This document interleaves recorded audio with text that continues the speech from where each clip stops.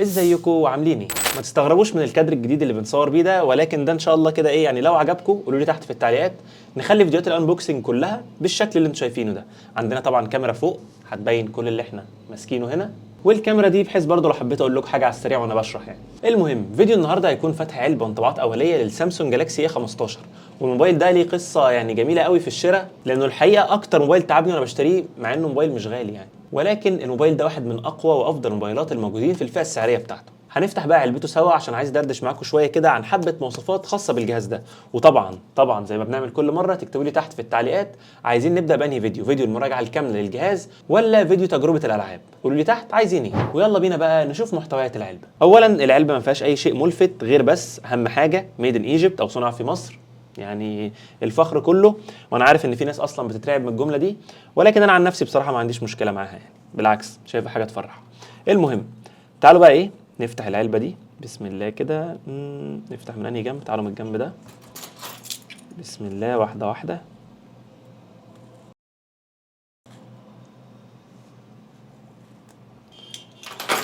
بس كده فتحنا السيل بتاع الجهاز. تعالوا بقى نسحب العلبه دي واحده واحده. طبعا اللون اللي معايا ده اللون الابيض، او اللي سامسونج مسمياه الاوبتيمستيك بلو، يعني الازرق فاتح، مش عارف يعني فين الازرق في كده، هنشوف دلوقتي.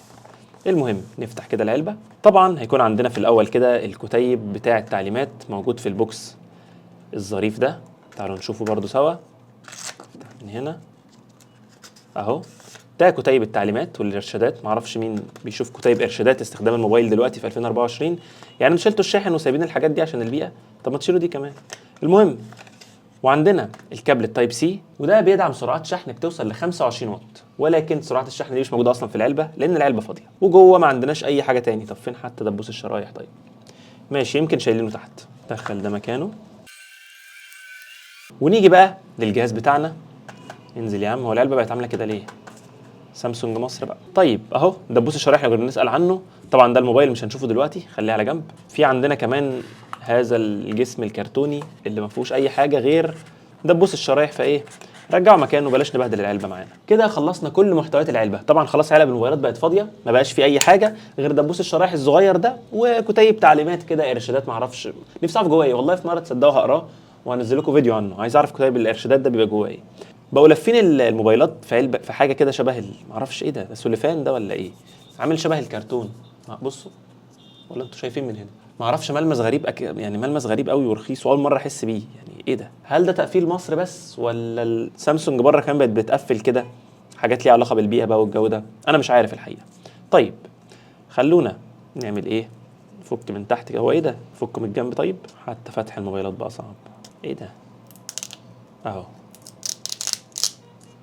بسم الله، اللحظة المنتظرة. الشريط اللزق بيطلع معايا. طيب ايه بقى، المفروض نطلع الموبايل من الجنب كده. اهو ده الجهاز بتاعنا.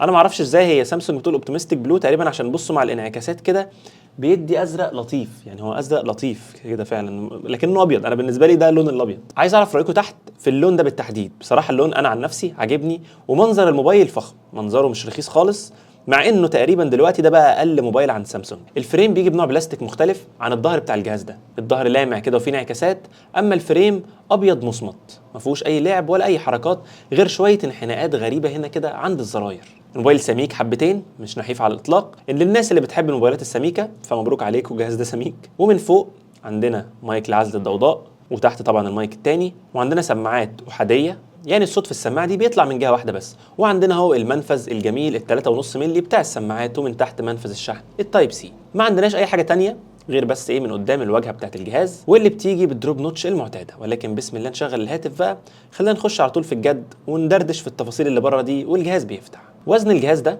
200 مللي جرام، مش جهاز خفيف ولا تقيل قوي في نفس الوقت. مسكته لطيفه مش وحشه، ولكن في موبايلات كتير في الفئه السعريه دي اخف منه. وطبعا زي ما انتم شايفين الجهاز من يمين والشمال وتحت وفوق مليان حواف، ولكن بصراحه ما اقدرش اعيب الحته دي خصوصا على جهاز في الفئه السعريه دي. تعالوا نبدا الجهاز بسم الله. دوس ستارت. طبعا الجهاز بيدعم اللغه العربيه، بيدعم كل حاجه.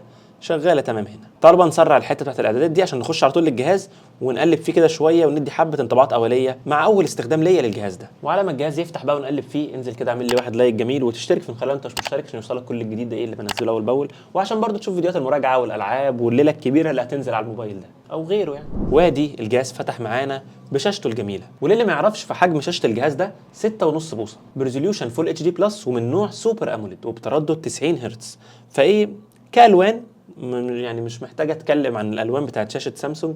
شاشات سامسونج طبعا ومن المعروف انها من افضل الشاشات الاموليد الموجوده في الموبايلات كلها، والموبايل ده ما يقلش جمال عن اي موبايل اموليد موجود من سامسونج.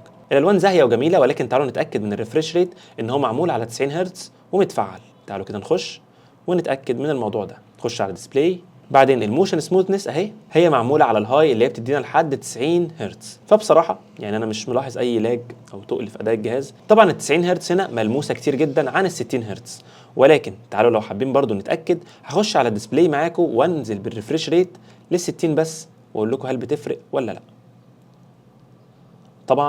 طبعا بتفرق. الجهاز حسيته بقى اتقل سنه. فانا عن نفسي يعني انا لو معايا الموبايل ده على طول هشتغل على 90 هرتز حتى لو هيأثر شويه على اداء البطاريه، ولكن بصراحه هتاخد تجربه استخدام افضل بكتير جدا جدا جدا لو انت مشغل ال 90 هرتز. لو الموبايل مقفول او شاشه مطفيه زي كده مش بتفتح من مره واحده، بتفتح من مرتين. لازم بتلمس كده ايه لمسه تقريبا بتصحيه عشان لو مثلا بالغلط او حاجه. اللمسه الثانيه الجهاز بيفتح، ولكن بصراحه بيفتح بسرعه ممتازه. وبالنسبه للسوفت وير الخاص بالجهاز ده فالموبايل ده جاي باحدث اندرويد موجود، الاندرويد 14 او اندرويد 14. وزي ما احنا شايفين اهو في اباوت فون تروح للسوفت وير تعرف على طول فيرجن الاندرويد بتاعك اهو اندرويد 14 بواجهه تشغيل من سامسونج ال1 يو اي 6.0. طبعا المفروض هينزل له التحديث الاجدد وهو ال 6.1، ولكن نستناه لما ينزل. وبالنسبه للكاميرات فالسنسور الرئيسي في الموبايل ده 50 ميجا بكسل. نلقط بيه كده كام صوره نشوف اداؤه عامل ازاي. هاخد كمان صوره سيلفي معاكم ونشوف كده اداء الكاميرات. السيلفي شغاله، والكاميرا الخلفيه طبعا دي اضاءه استوديو فطبيعي الصوره تطلع حلوه. هنزل بالموبايل ده الشارع اجرب بقى تصوير براحتي واعمل كل حاجه انا عايزها في الجهاز ده. كان انطباعات اوليه فالموبايل ده ادانا بصمه سريعه، تجربه استخدام لذيذه بال 90 هرتز، وكاميرات كويسه اوليا. ولكن محتاجين بقى ايه نجرب الموبايل ده فتره طويله واقول لكم الانطباع الكامل عن الجهاز ده، ايه هي عيوبه وايه مميزاته، السعر اللي جبته بيه، كل ده هنتكلم عنه ان شاء الله في فيديو المراجعه الكامله للجهاز ده. وزي ما قلت لكم اكتبوا لي تحت في التعليقات عايزين فيديو الالعاب الاول ولا فيديو المراجعه. وبكده نكون وصلنا خلاص لنهايه الفيديو بتاعنا. ما تنساش لو الفيديو عجبك لايك جميل وتشترك في القناه لو مش مشترك عشان يوصلك كل جديد اول باول. انا عمر من قناه اوبي تك واشوفكم فيديو جديد. سلام.